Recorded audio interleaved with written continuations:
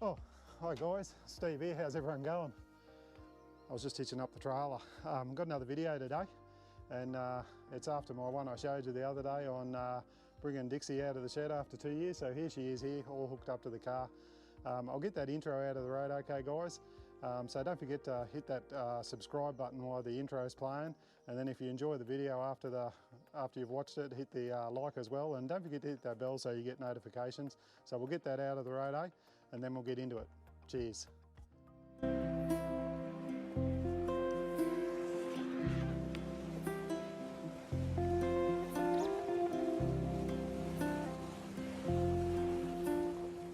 Hey guys, well welcome back. Well, we're at our destination.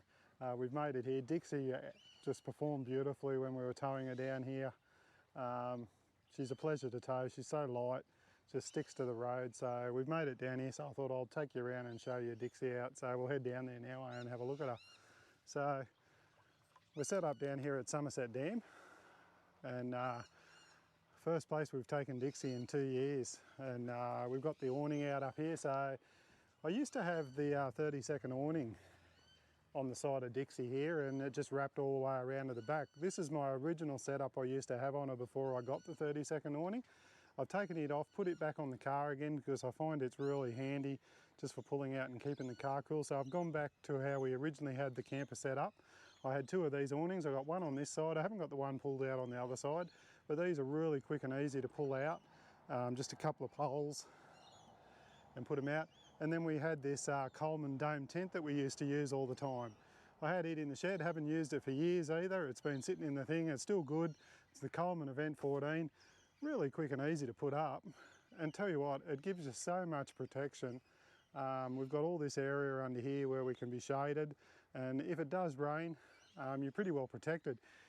We have got some walls somewhere for the side of this. I've got to find them. I think I've got them in a cupboard at home somewhere, but we have got some walls that we can put around here and close all this in as well.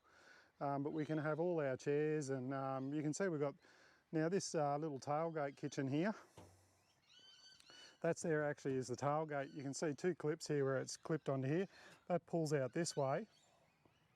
And then you can see two mounting brackets there, and it goes back on there and stands back up this way. And it swings around and locks up here. So I just keep that. I made that up myself. It's just some steel that I welded up, put it all together and made it up, and just got a couple of legs under it. And that's a really light and easy table. And then I've got some IGT stuff that I bought from Snow Peak, and we have our kitchen out here. I've got a partner stove in there, and then some more IGT, and just got a little drop down pantry cupboard that we use there. And all of this stuff here all fits inside the camper here. None of it goes inside the car. It either fits in the toolbox in the front or underneath the bed. I'll show you that in a minute.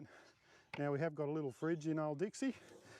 Like I said, when I don't know whether I've said it on this video because I don't think I've ever done one, but when we had Dixie made by Travel Bug Campers, I seen Mark and I said to him, he had this little piece in the bottom of the bed down there that was a little open section for storage, and he didn't have any at the time.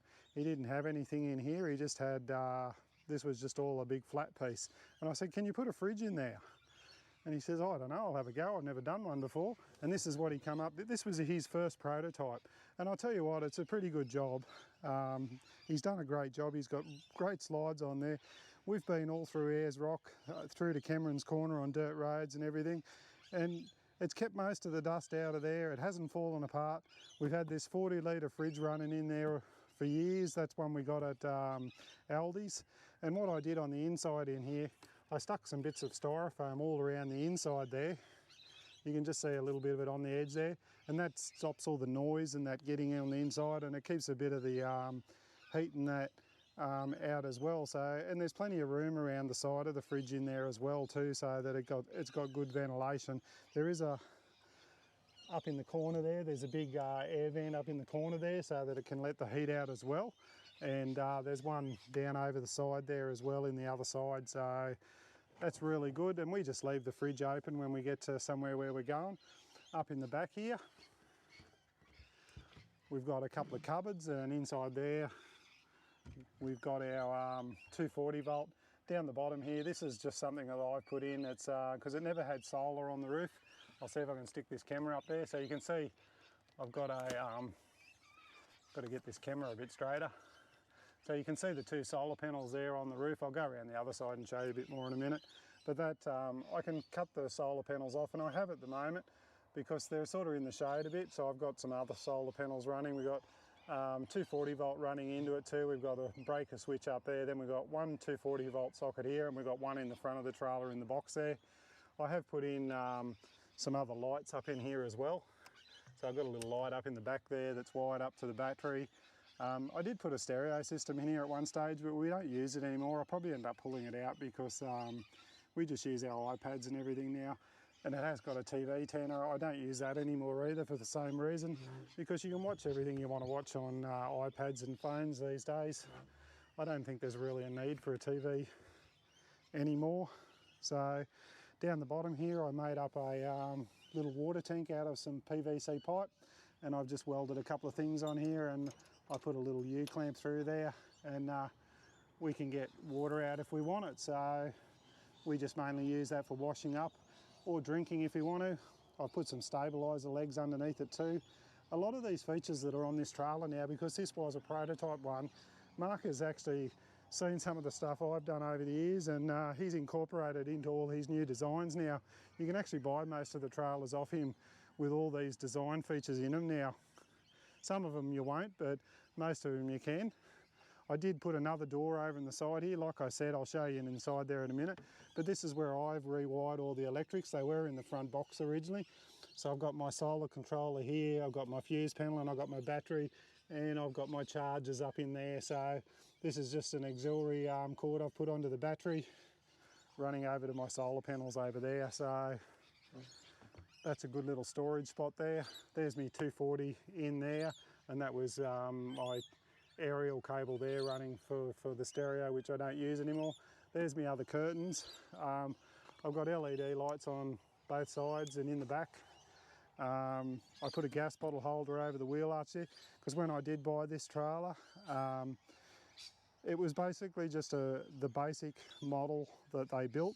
It only had little 13-inch wheels on it, and it had the little round guards going over the wheels. I got bigger tyres and wheels because I bought the FJ Cruiser, and I needed to up the size, get it a bit higher off the ground for more off-road. So I had changed all the subframe under this because it was only built for a light towing for a small car under 750 kilos, but it only had like a 75mm by 50, I think. I've put it up to 100 by 75 gal. I've put a McHitch on it, made it more heavy duty, made it a bit longer so that I can open the back door on my FJ. It just gives me more room. I made that a bit longer.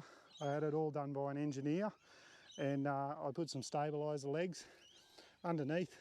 I put 5-leaf springs, and I also made up these little side steps myself and put onto the guards and at the back there.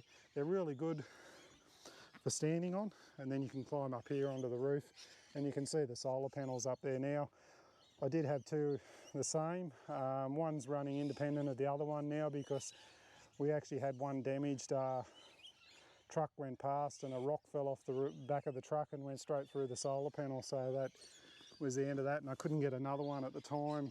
So he did have a little tiny box on here originally, just a little small one here. I put a bigger one on so that we'd have more room, and I put the stone guard on the front here when we were travelling on bush tracks, and you can actually see a great big rock come up through here, and you can see the dent that it's still put in the box there. So they're worth their weight in gold, putting those stone deflectors on there. I did have a roof rack on here originally too, but I've taken all that off. No need for it now. We put it up when we were travelling, but we decided to take all that off.